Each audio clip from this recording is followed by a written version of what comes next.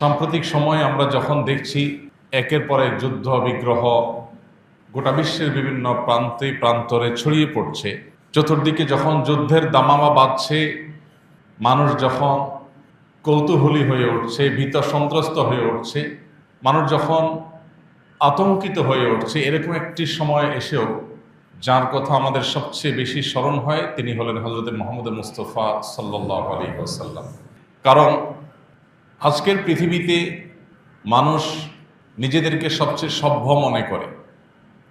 আজকের পৃথিবীতে বসবাসরত মানুষেরা নিজেদেরকে সবচাইতে অধিকার সচেতন, মানবাধিকার সচেতন। আজকের পৃথিবীতে মানুষ নিজেদেরকে সবচেয়ে বেশি পরিবেশ সচেতন, সবচেয়ে বেশি মানবিক পৃথিবী মনে করে। বাস্তবে কি তাই? আজকের পৃথিবীতে মানবতার আড়ালে আমাদের যে বাস্তব রূপ আছে, আমাদের যে আসল চেহারা আছে, আজকের পৃথিবীর যে প্রকৃত রূপ এবং আসল চিত্র আছে, সেটাকে সত্যিকারার্থে এবং যথাযথভাবে উপস্থাপন করার জন্যই মুহাম্মদ সাল্লাল্লাহু আলাইহি সাল্লামের জীবন ইতিহাসকে এবং এই রকম পরিস্থিতিতে তার জীবন দর্শনকে, তার জীবন সাধনাকে, তার কর্মপদ্ধতিকে পাশাপাশি রেখে তুলনা করা এবং মূল্যায়ন করা, এটা সময়ের সবচেয়ে প্রয়োজনীয় কাজগুলোর মধ্য থেকে একটা। আমরা জানি মুহাম্মদ সাল্লাল্লাহু আলাইহি সাল্লাম যে পৃথিবীতে আগমন করেছিলেন, এখনকার চাইতে তখনকার মানুষের মধ্যে যুদ্ধ বিগ্রহের প্রবণতা কোনো ক্রমে কম ছিল না। অবশ্য এখনকার যুদ্ধ যেরকম গণবিধ্বংসী, এখনকার যুদ্ধগুলো যেরকম সর্বগ্রাসী, তার সময়কার যুদ্ধগুলো সেরকম গণবিধ্বংসী এবং এতটা সর্বগ্রাসী ছিল না। তবে যুদ্ধ বিগ্রহ পরিমাণে, আকারে, সংখ্যায় যদি আমরা বিচার করি তাহলে আজকের চাইতে তখন কম ছিল না, বরং পরিমাণে অনেক বেশি ছিল।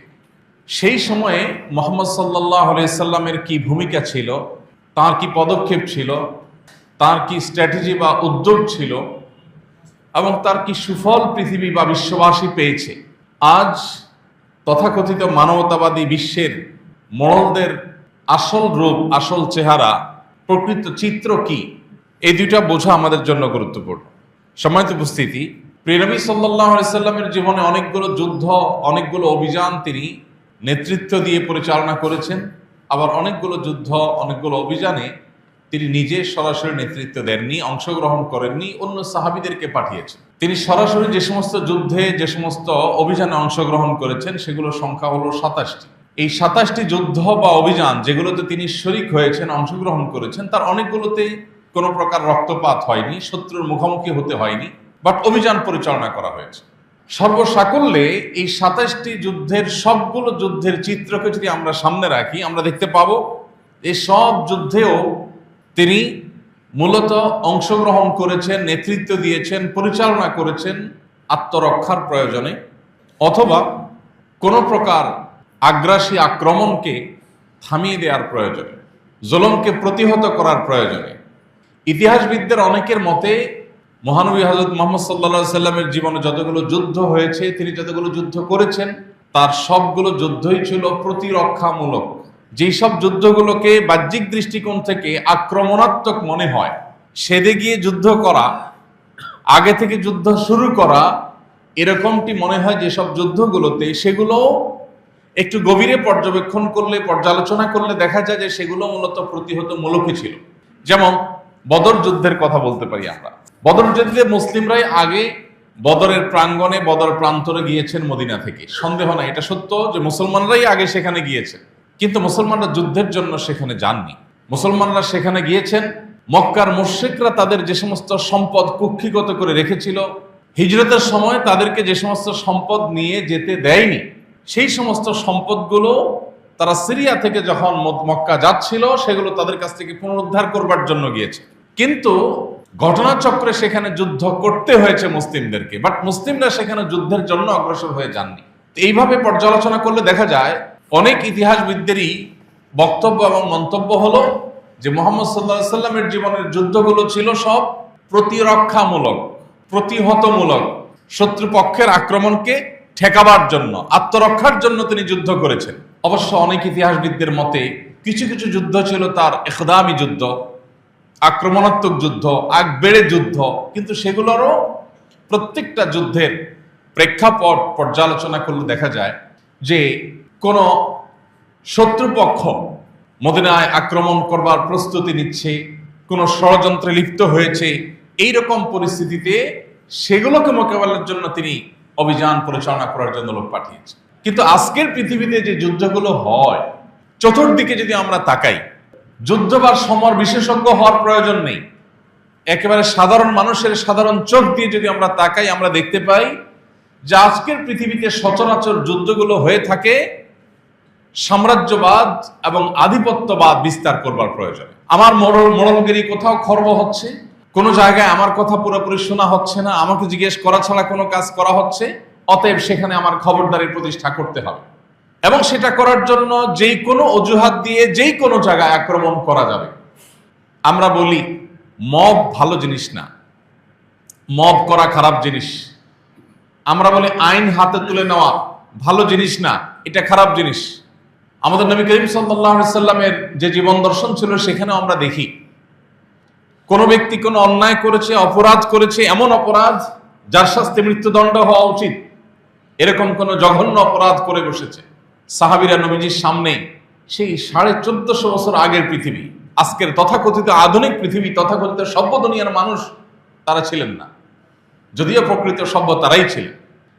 তখন সাহাবীরা জিজ্ঞাসা করতেন, হে আল্লাহর রাসূল, আমাকে আপনি পারমিশন দিন, সে যে জঘন্য কর্ম করে মৃত্যুদণ্ডের মতো পাওয়ার মতো অপরাধ করেছে, আমি তার মৃত্যুদণ্ড কার্যকর করতে চাই, আপনি পারমিশন দেন। এখানে আমরা দেখতে পাই মব জাস্টিস যেন না হয়, আইন নিজের হাতে তুলে নেওয়া যেন না হয়, আমার কাউকে অপরাধী মনে হল আর আমি বিচার করা শুরু করে দিলাম, এটা যেন না হয়। এই জন্য তখনকার মদিনা রাষ্ট্রের প্রধান, মদিনার বিচার বিভাগের প্রধান, তাকে সাহাবীরা জিজ্ঞাসা করতেন, হে আল্লাহর রাসূল, আপনি পারমিশন দিলে আমি কার্যকর করতে পারি। বাট সচরাচর নবী সাল্লাল্লাহু আলাইহি সাল্লাম এরকম পারমিশন চাওয়া কাউকে পারমিশন সচরাচর দিতেন না। এই ছিল আমরা যেটাকে, বা আমাদের সমাজের এক শ্রেণী মানুষ যেটাকে সেকেলে মনে করে, আদি যুগ মনে করে পিছিয়ে থাকা যুগ সময়, সেই সময়কার মানুষের সভ্যতা, সেই সময়কার মানুষের আইন হাতে না তোলার ব্যাপারে দায়িত্বশীলতার পরিচয়। আজ আমরা ছোট্ট পরিসরে, আমাদের দেশীয় পরিসরে, আঞ্চলিক পরিসরে আমরা বলি মব জাস্টিস করা যাবে না, আইন বা বিচারের ভার নিজের হাতে তুলে নেওয়া যাবে না। কিন্তু আমরা দেখছি কি, যারা আমাদের সকাল বিকাল মানবতার সবক দেয়, সকাল বিকাল আমাদেরকে সভ্যতার কথা শেখায়, যারা সভ্য দুনিয়ার সংজ্ঞা রচনা করে, তাদেরকে দেখি তারা কোনো দেশকে কোনো একটা অভিযোগ দিয়ে সেখানে হামলা করেছে, হামলা করে লক্ষ লক্ষ মানুষকে সেখানে শেষ করে দিয়েছে। এরপরে দেখা গেল যেই অভিযোগে হামলা করা হয়েছে সেই অভিযোগের কোনো হদিস পাওয়া যায়নি, দেশ শেষ, সেখানকার সব ধ্বংস হয়ে গেছে, সেখানকার আকাশে থাকা মানুষগুলো সব পাতালে চলে আসছে। কিন্তু দিন শেষে যেই মরণাস্ত্র, যেই গণবিধ্বংসী অস্ত্রের অজুহাতে সেখানে হামলা করা হলো, সেটার কোনো ছিটা ফোটা নাম গন্ধ যারা হামলা করেছে তারা সে দেশ দখল করে তন্ন তন্ন করে তালাশ করে কোথাও পায় নাই। তাহলে একটা মিথ্যা অভিযোগ, মিথ্যা অজুহাতের ভিত্তিতে একটা জনপদ, একটি দেশ, একটি ভূখণ্ডকে ধ্বংস করে দেওয়ার পরও আপনি এই তথাকথিত সভ্য দুনিয়ার কাউকে সরি শব্দটি বলতে শুনবেন না, যে আমাদের অভিযানটা ভুল ছিল, আমরা অন্যায় করেছি, আমরা একটা মিথ্যা ধারণা প্রসূত অজুহাতের ভিত্তিতে কোন দোষ প্রমাণ হওয়ার আগে একটা দেশের উপরে আগ্রাসন চালিয়েছি, এই দুঃখ প্রকাশ করার মতো মানুষ পৃথিবীতে একটাও আপনি দেখবেন না। এরপরও আপনাকে বলতে হবে আজকের পৃথিবী, আজকের বিশ্ব নাকি সভ্য পৃথিবী, সভ্য বিশ্ব। নবী সাল্লাল্লাহু আলাইহি সাল্লামের কোন যুদ্ধ সাম্রাজ্যবাদ প্রতিষ্ঠা করবার জন্য ছিল না। এখন যুদ্ধ হয় কিসের জন্য? কর্তৃত্ববাদ, সাম্রাজ্যবাদ, আধিপত্যবাদ, মাস্তানি, এগুলোকে প্রতিষ্ঠা করবার প্রয়োজনে। আমরা যারা আজকের বিশ্বকে মানব ইতিহাসের সবচাইতে উন্নত, সবচেয়ে সভ্য, সবচাইতে আধুনিক এবং সবচাইতে মানবিক পৃথিবী মনে করি, আমরা কি জানি আজকের পৃথিবীতে মানুষ মানুষকে হত্যা করবার জন্য যত অস্ত্র আবিষ্কার করেছে, তৈরি করেছে, সেগুলোকে মুহাম্মদ সাল্লাল্লাহু আলাইহি সাল্লামের সময়কার পৃথিবীতে মানুষ যে সমস্ত অস্ত্র নিয়ে যুদ্ধ করতো সেগুলোর সাথে কম্পেয়ার করলে খোলা চোখে মনে হয় তারা পিছিয়ে ছিলেন তরবারি নিয়ে যুদ্ধ করতে। আবার অনেকের কাছে তখনকার যে সম্মুখ সমর হতো, সম্মুখ যুদ্ধ হতো, তরবারি দিয়ে উভয় পক্ষ মুখোমুখি লড়াইয়ে নেমে পড়তো, আমাদের কাছে দেখতে সেটা অমানবিক অনেকের কাছে মনে হয়।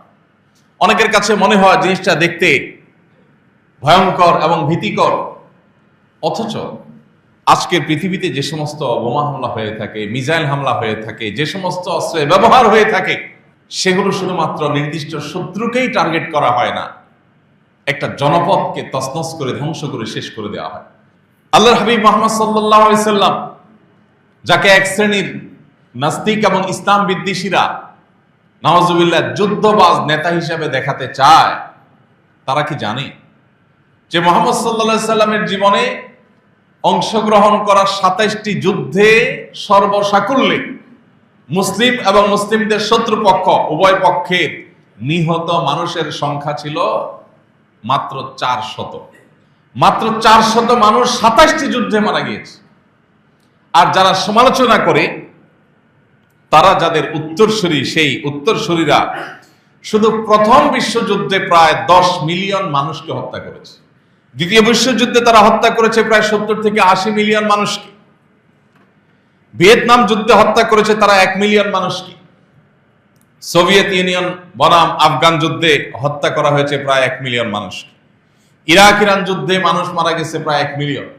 এভাবে আধুনিক যুগে যত যুদ্ধ চলছে অথবা নিকট অতীতে যে সমস্ত যুদ্ধগুলো হয়েছে, সেই ফরাসি বিপ্লব থেকে নিয়ে অন্যান্য যত বিপ্লব হয়েছে, যত যুদ্ধ হয়েছে, এই সবগুলোর সামানিকে যদি আমরা একসাথে করি, আমরা দেখব যে এগুলোর কোটা লাখের নিচে কোথাও নাই। লাখের ঘরে, মিলিয়নের ঘরে, এবং লক্ষ লক্ষ মিলিয়ন মিলিয়ন মানুষকে হত্যা করে তারপরে তাদের সেই স্বার্থকে তারা সিদ্ধি আজকাল করে থাকে। অথচ মহানবী হযরত মুহাম্মদ সাল্লাল্লাহু আলাইহি ওয়াসাল্লাম তার সমস্ত যুদ্ধে, সকল যুদ্ধে মিলে সর্বসাকুল্যে উভয় পক্ষের মৃত মানুষের সংখ্যা ছিল মাত্র ৪০০। আজকে একটা বোমা হামলায় ৪০০ বেশি মানুষ মারা যায়। এরপর আজকের পৃথিবীকে আপনাকে মানবিক পৃথিবী বলতে হবে। আর মুহাম্মদ সাল্লাল্লাহু আলাইহি সাল্লামের সময়কার পৃথিবীকে এক শ্রেণী মানুষকে দেখবেন যে সেটাকে পিছিয়ে থাকা পৃথিবী হিসাবে দেখাবার চেষ্টা তারা করে থাকে। প্রিয় ভাইরা, নবী করিম সাল্লাল্লাহু আলাইহি সাল্লাম যে সমস্ত যুদ্ধ বিগ্রহে অংশগ্রহণ করেছেন, নেতৃত্ব দিয়েছেন, অথবা তার সৈনিকদেরকে, তার সাহাবীদেরকে গাইড করেছেন, মুজাহিদদেরকে গাইড করেছেন, সেই সব যুদ্ধগুলোর সকল নির্দেশনাগুলো যদি আপনি একত্র করেন, আপনি দেখবেন যে মুহাম্মদ সাল্লাল্লাহু আলাইহি ওয়াসাল্লাম তিনি যুদ্ধক্ষেত্রেও মানব ইতিহাসের যে কোনো যোদ্ধার চাইতে অধিকতর মানবিক ছিলেন। তার প্রসিদ্ধ হাদিস আমরা অনেকেই শুনে থাকব। তিনি বলেছেন, ইন্নাল্লাহা কাতাবাল ইহসানা আলা কুল্লি শাই। হে মানব সম্প্রদায়, আল্লাহ তাআলা তোমাদের প্রতি প্রত্যেকটা বস্তুর প্রতি ইহসান করাটাকে অপরিহার্য করে দিয়েছে। প্রত্যেকটা বস্তুর প্রতি তোমাদের ইহসান করতে হবে। ফাইযা কাতালতুম ফাআহসিনুল কিতলাহ ওয়া ইযা যাবাহতুম ফাআহসিনুয যিবহা। অতএব তোমরা যদি কাউকে হত্যা করতে হয়, রণাঙ্গনে যুদ্ধক্ষেত্রে শত্রু তোমার জীবন রক্ষার জন্য তাকে হত্যা করার প্রয়োজন হয়, অথবা বিচারিকভাবে কারো মৃত্যুদণ্ড যদি প্রতিষ্ঠা করতে হয়, সেক্ষেত্রেও একজন মানুষকে হত্যা করার মতো পরিস্থিতির মুখোমুখি হলেও তুমি সেখানেও মানবিকতার পরিচয় দিবে, ইহসানের পরিচয় দিবে। সেখানেও তুমি তোমার পশুত্ব যেন জেগে না উঠে সে বিষয়ে খেয়াল রাখবে। এই জন্য নবী করিম সাল্লাল্লাহু আলাইহি সাল্লামের ঐতিহাসিক নিষেধাজ্ঞা প্রায় সব হাদিসের কিতাবে, জিহাদ সংশ্লিষ্ট সমস্ত হাদিসের কিতাবে বর্ণিত হয়েছে। সেটা হলো যে নাহান নবী সাল্লাল্লাহু আলাইহি সাল্লাম আনিল মুসলাহ। নবীজি মুসলাহ করতে নিষেধ করেছেন। মুসলাহ কি?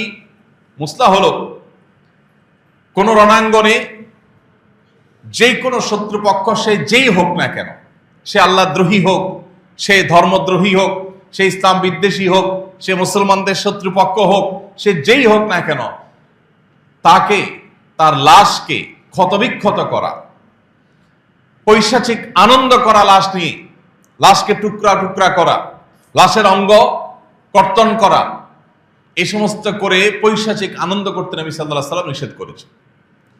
কোন লাশের, সেই যুগে জাহিলি যুগের প্রথা ছিল, কারো প্রতি খুব জেদ থাকলে তার লাশের কান, নাক, চোখ এগুলো কেটে কেটে আলাদা আলাদা করে ফেলা হতো এবং এগুলো করে উল্লাস করা হতো। নবী সাল্লাল্লাহু আলাইহি ওয়াসাল্লাম পরিষ্কারভাবে বলেছেন, যুদ্ধ তোমাকে করতে হয়েছে তোমার আত্মরক্ষার প্রয়োজনে, জুলুমকে দমন করবার প্রয়োজনে, কিন্তু এর মানে এই না তুমি মানুষ হত্যা করে আনন্দিত হবে, এটা আনন্দিত হওয়ার জিনিস নয়।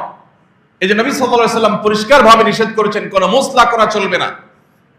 এতগুলো যুদ্ধ পরিচালনা তিনি করেছেন, একটি যুদ্ধে কেউ দেখাতে পারবেন না যে কোনো একজন শত্রুপক্ষ, আবু জাহালের মতো মানুষ, আবু লাহাবের মতো মানুষ, আরো বড় বড় কাফেরদের বড় বড় নেতা, যারা মুসলিমদের প্রতি অনেক অমানবিক আচরণ করেছে, মক্কা হিজরতের আগে মুসলমানদের প্রতি হেন কোনো আচরণ নেই যেটা তারা করে নাই, হেন কোনো নির্মমতা নেই যেটা তারা করে নাই, কিন্তু এই মানুষগুলো যখন মারা গেল তখন তাদের লাশের সাথে কোনো প্রকার অপমানকর, অবমাননাকর, অমানবিক বা পৈশাচিক আনন্দ প্রকাশ হতে পারে সেরকম একটি আচরণ করতে কোনো সাহাবীকে নবী সাল্লাল্লাহু আলাইহি ওয়াসাল্লাম দেননি। প্রিয় ভাইরা আমার, নবী করিম সাল্লাল্লাহু আলাইহি ওয়াসাল্লাম পরিষ্কারভাবে তিনি নিষেধ করেছেন। মনে রাখবে হে যোদ্ধারা, হে মুজাহিদরা, তোমরা জিহাদ করতে গিয়ে কোনো নারীকে, কোনো শিশুকে কোনোদিন আঘাত করবে না। আজকের পৃথিবী তিনটা বিষয়ে সবচেয়ে বেশি সরব, তার একটা হলো পরিবেশ, আরেকটা হলো নারী অধিকার, আরেকটা হলো শিশু অধিকার। ইন্টারেস্টিং বিষয় হলো এই অধিকারগুলো আজকের পৃথিবী যতটা বলণ্ঠিত করছে, এই অধিকারগুলোকে যতটা পদদলিত করছে, সেই 1450 বছর আগে মুহাম্মদ সাল্লাল্লাহু আলাইহি সাল্লামের সোনালী যুগ যখন পৃথিবীতে ছিল, তখন তার নেতৃত্বে, তার সাহাবীদের নেতৃত্বে, খুলাফায়ে রাশিদার নেতৃত্বে যে পৃথিবী গড়ে উঠেছিল, সেই পৃথিবীতে এগুলোর ছিটে ফোঁটা পর্যন্ত ছিল না। এতগুলো যুদ্ধ নবী সাল্লাল্লাহু আলাইহি সাল্লামের নির্দেশে পরিচালনা হয়েছে, এতগুলো অভিযান তিনি পরিচালনা করেছেন, নিজে সশরীরে নেতৃত্ব দিয়েছেন কিংবা অর্ডার করে কাউকে পাঠিয়েছেন, কোনো দলকে পাঠিয়েছেন, তার কোনোটিতে তার কোনো শত্রু, তার কোনো প্রতিপক্ষ এমন কেউ নেই যে একটি ভিত্তিহীন বা বানোয়াট কোনো বর্ণনা বের করবে যেখানে পাওয়া যায় যে মুহাম্মদ সাল্লাল্লাহু আলাইহি সাল্লাম বা তার কোনো সৈনিক, তার কোনো যোদ্ধা মুজাহিদ, তার কোনো সাহাবী কোনো নারী বা কোনো শিশুর গায়ে একটা টোকা দিয়েছে। এরকম একটা ঘটনা কেউ দেখাতে পারবে না। অবাক করা বিষয়, আজ পৃথিবীর যেখানেই যুদ্ধ পরিচালনা হয় সেখানে আপনি কান পাতলে শুনতে পাবেন নারী এবং শিশুদের আর্তনাদ। এরপরও নাকি আজকের পৃথিবী নারী বান্ধব পৃথিবী, এরপরও আজকের পৃথিবী নাকি নারী অধিকারের পৃথিবী, এরপরও নাকি আজকের পৃথিবী শিশু অধিকারের পৃথিবী। ভাইরা আমার, সত্যিকারের শিশু এবং নারীদের মর্যাদা দেওয়ার কথা যদি বলেন তাহলে সেটা দিয়েছেন মুহাম্মদ সাল্লাল্লাহু আলাইহি সাল্লাম। একটি যুদ্ধে কোন নারীর গায়ে ফুলের টোকা তিনি দিতে দেননি। যেই নারী স্বয়ং নবী করিম সাল্লাল্লাহু আলাইহি সাল্লামের চাচা হামজা রাদিয়াল্লাহু তাআলা আনহুর কলিজা ছিঁড়ে, লাশের কলিজা ছিঁড়ে, কলিজা বের করে কাঁচা কলিজা চাবিয়ে খেয়েছে, সেই নারীকে পর্যন্ত নবী সাল্লাল্লাহু আলাইহি সাল্লাম হত্যা করেননি। পরবর্তী তিনি মুসলমান হয়েছেন যদিও। উহুদ যুদ্ধের একটি ঘটনা, উহুদ যুদ্ধে নবী করিম সাল্লাল্লাহু আলাইহি সাল্লামের তরবারি একজন সাহাবীকে দিয়েছেন। এটা ছিল তার জন্য আশীর্বাদ, তার জন্য প্রেরণা। তিনি অনুপ্রাণিত হবেন যে আমার হাতে নবীজির তরবারি, যাতে তিনি অতিরিক্ত প্রেরণা পান, নবীজি তাকে তাঁর তরবারিটা দিলেন, যাও তুমি আমার তরবারি নিয়ে লড়াই করো। তিনি সেই তরবারি নিয়ে লড়াই করছিলেন রণাঙ্গনে, মানুষের ভিড়ে ঢুকে যাচ্ছিলেন, শত্রুপক্ষকে দমন করছিলেন। এর মধ্যে হঠাৎ করে তার চোখে পড়ল যে দূরে কোনো একজন নারী, তিনি কোন একটা লাশের সঙ্গে কোনো বিকৃত আচরণ করছে, অমানবিক কোনো কিছু করছে, এরকম কোনো কিছু নারী দূর থেকে দাঁড়া পড়েনি, কোন একজন মানুষ করছে, আবসা আবসা বোঝা যাচ্ছে। তিনি ছুটে গেলেন সে তরবারি নিয়ে, সেখানে কাছাকাছি গিয়ে দেখলেন লোকটি একজন নারী, তিনি কোনো পুরুষ নন। তরবারি হাঁকিয়ে গেলেন তাকে আঘাত করবার জন্য, কিন্তু তার কাছে গিয়ে তিনি ফিরে এলেন এবং ফিরে আসার সময় তিনি বললেন যে এই তরবারি মুহাম্মদ সাল্লাল্লাহু আলাইহি সাল্লামের তরবারি, যে মুহাম্মদ সাল্লাল্লাহু আলাইহি সাল্লাম জীবনে কোনো নারীর গায়ে হাত তোলেননি, সে মুহাম্মদ সাল্লাল্লাহু আলাইহি সাল্লামের তরবারি দিয়ে আমি আর যা হোক কোনো নারীকে আঘাত করতে পারি না। ওই অবস্থা তিনি ফেরত এলেন। উহুদ যুদ্ধের ঘটনা যত ইতিহাসবিদরা লিখেছেন, এই ঘটনাকে কেউই কিন্তু এড়িয়ে যেতে পারেননি। প্রিয় ভাইরা আমার, মহানবী হযরত মুহাম্মদ সাল্লাল্লাহু আলাইহি ওয়াসাল্লাম, তার যে পৃথিবী, তার যে যুদ্ধ বিগ্রহ, তার যে সমর জীবন, তার সে সমর জীবনকে আজকের যুদ্ধ বিগ্রহের সাথে আমরা যদি তুলনা করি, দিনের আলোর মতো পরিষ্কার হয়ে যাবে আজকের পৃথিবীর মানুষেরা সেই ইতিহাসের সাথে নিজেদেরকে তুলনা করলে কোন অবস্থাতেই আমরা নিজেদেরকে তথাকথিত মানবিক বিশ্বের বাসিন্দা হিসাবে অন্তত গর্ব করার কোনো সুযোগ নেই। নবী করিম সাল্লাল্লাহু আলাইহি সাল্লাম পরিষ্কারভাবে নির্দেশনা দিয়েছেন, কোন দালান কোঠা বাড়িতে, কোন ফসলি জমিনে, কোন ফল ফসলে আঘাত হানা যাবে না, কারণ এগুলোর কোনো দোষ নেই, এগুলো মানুষের রিজিক। অতএব শত্রু পক্ষেরও ক্ষেত খামারে হামলা করা, তাদের ফসল ধ্বংস করা এবং এই জাতীয় বিষয়গুলো ধ্বংস করা নবী সাল্লাল্লাহু আলাইহি ওয়াসাল্লাম পরিষ্কারভাবে নিষেধ করেছে। আর আজকে কি হচ্ছে? কার্পেট বোমা দিয়ে টার্গেটেড এলাকাকে মাটির সাথে মিশিয়ে দেওয়া হচ্ছে। তার নিচে কি ফসল পড়লো, না বিল্ডিং পড়লো, না হাসপাতাল পড়লো, না মানুষ পড়লো, না সামরিক বেসামরিক মানুষ পড়লো, এসব দেখা দেখি নেই। একেবারে কার্পেটের মতো বিছাই দেওয়া হচ্ছে বোমা দিয়ে। এরপর আপনাকে বলতে হবে আজকের বিশ্ব মানবিক বিশ্ব। মিলিয়ন মিলিয়ন মানুষ চোখের পলকে যে বিশ্বে হত্যা করা হয়, সেই বিশ্বকেই বলতে হবে আপনাকে মানবাধিকারের ব্যাপারে সচেতনতার বিশ্ব। প্রিয় ভাইরা আমার, মহানবী হযরত মুহাম্মদ সাল্লাল্লাহু আলাইহি সাল্লাম তার সময়কার যে সমস্ত যুদ্ধ তিনি পরিচালনা করেছেন, তার সমর জীবনের দিকে তাকালে আমরা দেখতে পাই তিনি পরিষ্কারভাবে সাহাবীদেরকে নিষেধ করেছেন। কোন একটা যুদ্ধে যোদ্ধাদেরকে তিনি যে দিক নির্দেশনা দিচ্ছিলেন যুদ্ধ পূর্ববর্তী দিক নির্দেশনার মধ্যে তিনি বলেছিলেন, মনে রাখবে কোন ধর্মযাজক, কোন উপাসক উপাসনালয়ে উপাসনারত আছে, তাদের উপরে আঘাত করা যাবে না, কারণ তারা তো যুদ্ধে লিপ্ত নয়, তারা ভিন্ন ধর্মের বিশ্বাসী হতে পারে, তার সাথে আমার ধর্মে হাজারটা অমত থাকতে পারে, আমার দৃষ্টিতে সে ভুল পথে আছে সেটি আমি বিশ্বাস করতে পারি, তাই বলে সে তো আমার সঙ্গে যুদ্ধেরত নয়। বিধায় উপাসনালয়ে উপাসনারত ধর্মযাজককে আঘাত করতে নবী সাল্লাল্লাহু আলাইহি ওয়াসাল্লাম পরিষ্কারভাবে নিষেধ করেছেন। কিন্তু আজকে আপনি দেখবেন গোটা বিশ্বে যত যুদ্ধ সাম্প্রতিক সময়ে পরিচালনা করা হচ্ছে, সেগুলোতে প্রধান টার্গেটই হলো ধর্মীয় প্রতিষ্ঠান এবং ধর্মীয় ব্যক্তিত্ব। আজকে যারা সংখ্যালঘু বলে চিৎকার চেঁচামেচি করছে, তারাই দেখবেন সবচেয়ে বেশি সংখ্যালঘু মানুষদের উপরে আক্রমণ চালাচ্ছে এবং তাদেরকে ধ্বংস করার জন্য হাজারটা ছুতো তারা খুঁজে বের করছে। মুহাম্মদ সাল্লাল্লাহু আলাইহি সাল্লামের যুদ্ধের নীতি ছিল, তিনি আকস্মিক হঠাৎ ঘুমন্ত কোন জনপদের মানুষের উপরে হামলা করাকে অনুমতি দিতেন না।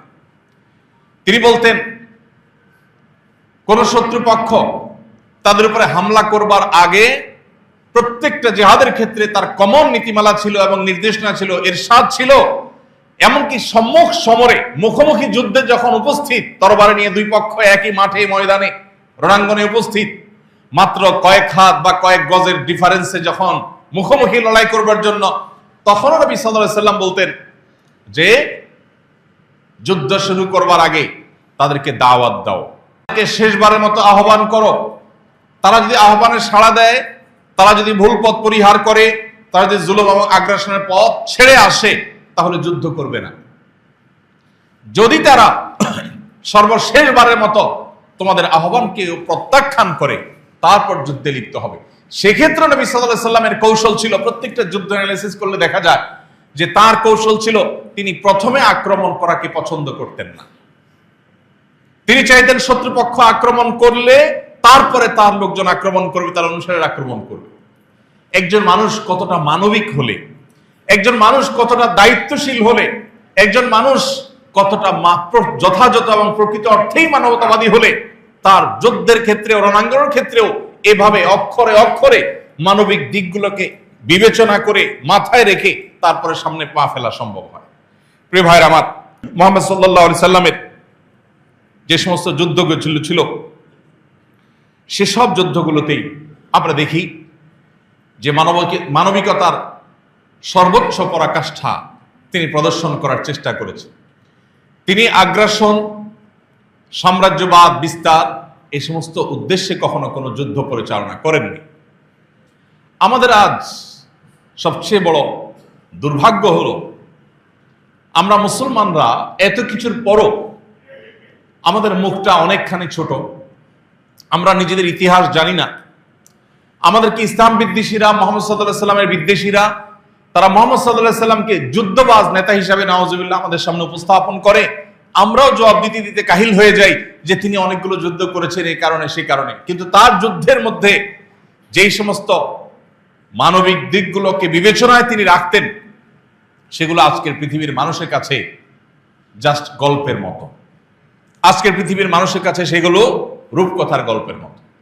ভাইরা আমার, আজ গোটা পৃথিবীর যেখানে তাকাবেন চতুর্পাশে দেখবেন যেখানেই মার খাচ্ছে তার নিচে দেখবেন মুসলমান।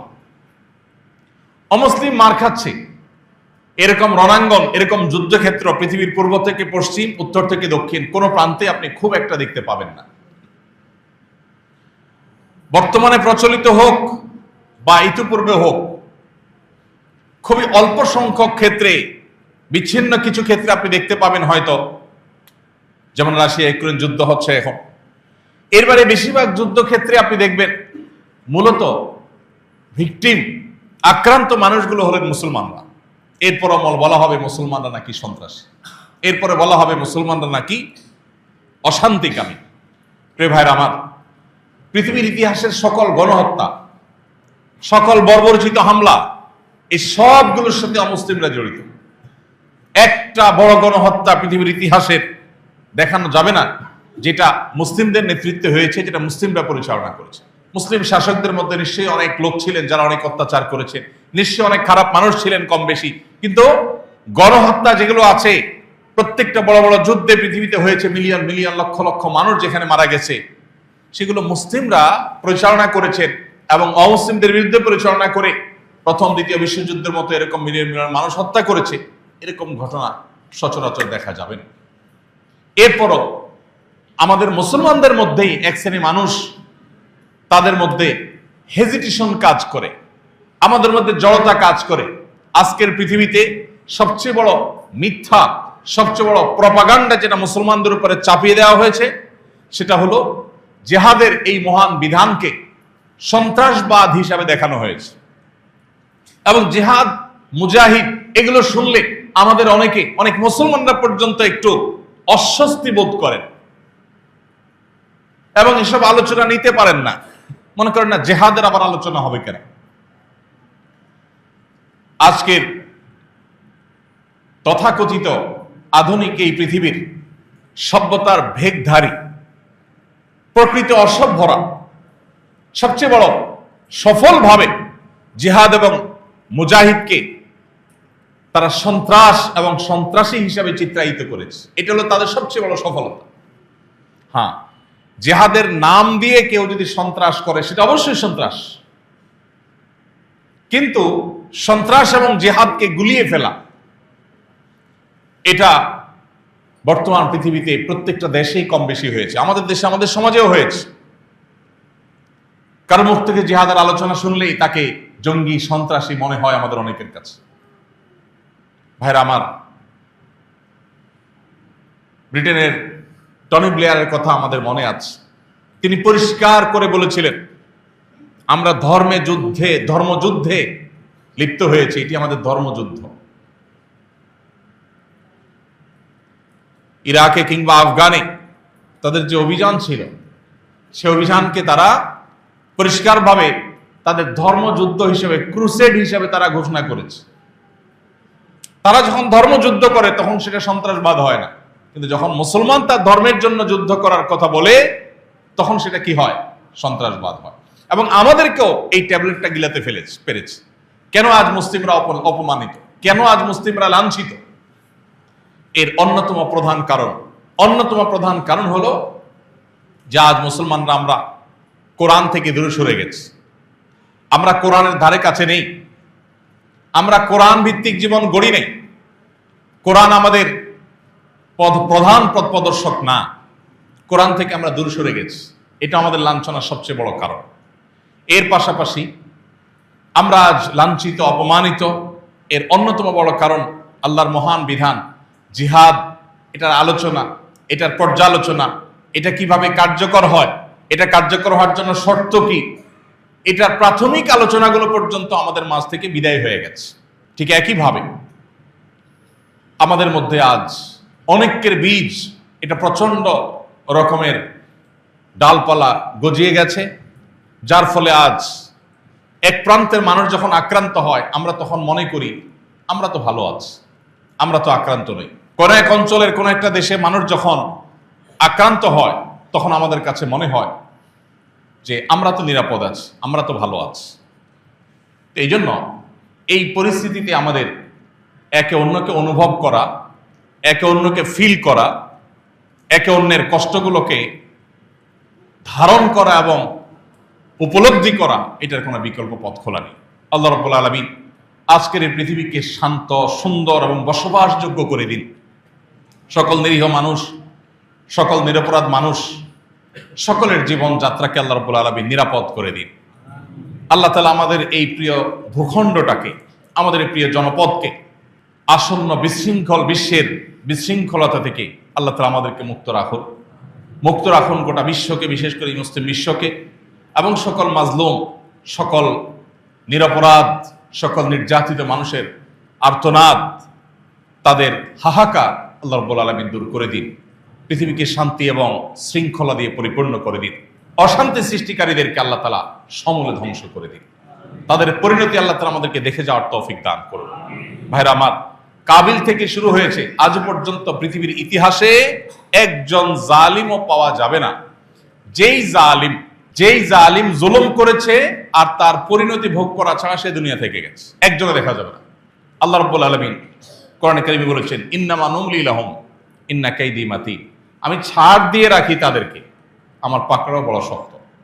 আল্লাহ তাআলা ছাড় দেন, তারা উঠতে থাকে, ধরাকে সরা মনে করে। তাদের দম্ভ, তাদের অহংকার ভাবখানা এমন থাকে তাদেরকে কেউ দমাতে পারবে না। আল্লাহ তাআলা একসময় দমায় দেন। পৃথিবীর ইতিহাসে এরকম বহু জালিম, বহু দাম্ভিক, বহু অহংকারীকে আল্লাহ তাআলা মাটির সাথে, ধুলোর সাথে মিশিয়ে দিয়েছে। শুধু সময়ের অপেক্ষা, কখন আল্লাহর ফয়সালা আছে সেদিনের।